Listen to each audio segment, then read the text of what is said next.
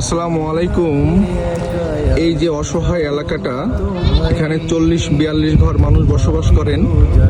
আমি চেষ্টা করেছিলাম ওদের জন্য একটা মসজিদ তৈরি করে দেওয়ার জন্য, কিন্তু তাদের জায়গা না থাকার কারণে, সাবির দেখো একটু, তাদের জায়গা না থাকার কারণে আমি মসজিদটা এখানে নির্মাণ করতে পারছি না।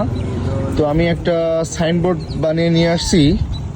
সাইনবোর্ডে কি লেখা আছে আপনারা সবাই দেখতে পাচ্ছেন।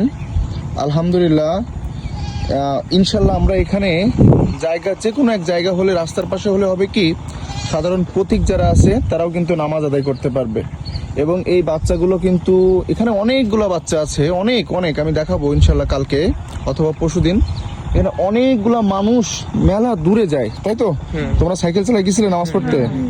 দেখেন এদের অবস্থা, ওরা খুব কষ্ট করে নামাজ আদায় করতে যায় অনেক দূরে। তো এখানে যদি একটা মসজিদ আমরা নির্মাণ করতে পারি, আপনারা সবাই দোয়া করবেন যাতে আমরা খুব দ্রুত জায়গা